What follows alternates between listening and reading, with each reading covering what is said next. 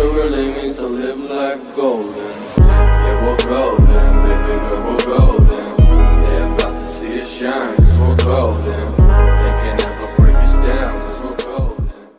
Donc pour ce tour de magie, évidemment, on aura besoin d'un paquet de cartes, de cette façon, avec des cartes qui sont différentes. Mais avant que le tour commence, ce que je vais faire, c'est que je vais mélanger le jeu de différentes façons, et aussi plusieurs fois. Donc si on a envie, on peut même par exemple couper. Et même ce qu'on peut faire, c'est mélanger le jeu face en l'air. Comme ça, on est sûr que les cartes, comme tu peux le voir, sont toutes et tous bien différentes. Et qu'en plus de ça, le jeu est bien mélangé en direct, devant vous. Donc on est bien d'accord, les cartes sont bien mélangées et toutes différentes? Oui. Parfait. Maintenant, une fois qu'on a eu cette confirmation, ce qu'on va faire, c'est que je vais demander à un spectateur, ici présent, par exemple ici mon caméraman, de couper le jeu en 4 parties à peu près égales, de cette façon, tu vois. Ok. Donc vas-y, tu peux le faire, tu peux couper le jeu en 4 parties à peu près égales. Si tu en as envie, évidemment. Sinon, je le fais à ta place, ok? C'est pas que j'ai envie, c'est que je peux pas faire en fait. Tu peux pas faire? Donc là, malheureusement, le spectateur, on peut pas le faire, mais on va imaginer que devant, qu'on a affaire à un vrai spectateur. Donc on va couper en 4 parties à peu près égales. Et maintenant qu'on a fait ça, ce qu'on va faire, c'est qu'on va révéler l'identité de chaque carte qui est sur le dessus de chacun des paquets. Alors les cartes valent ce qu'elles valent et les figures vaut 10. Donc les figures, c'est tout ce qui est valet, dame, roi, ce genre de choses. Et là, on a affaire à des cartes qui sont face à l'ange qui vont être d'une grande importance. Pourquoi? Parce que ce sont des cartes indicatrices. Et elles indiquent quoi?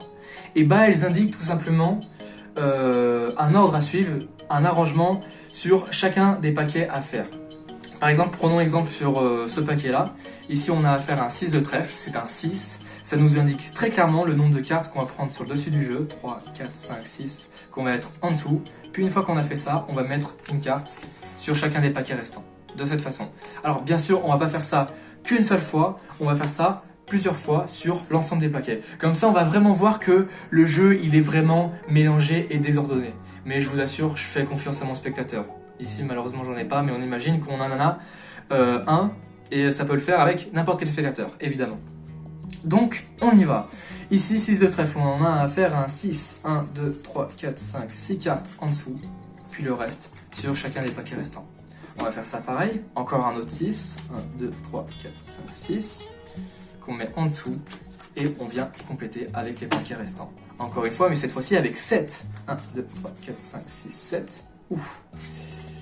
Et on vient compléter la suite avec les paquets restants. Et enfin, le dernier, 5 de pique, c'est un 5. On va prendre les 5 dernières cartes, 3, 4, 5, pour mettre en dessous.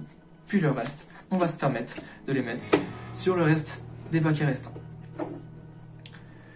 Donc figurez-vous, on a affaire à un jeu qui a été mélangé. Le spectateur m'a même confirmé. Et en plus de ça, on a eu affaire à des arrangements qui ont fait en sorte que le jeu a été encore plus désordonné.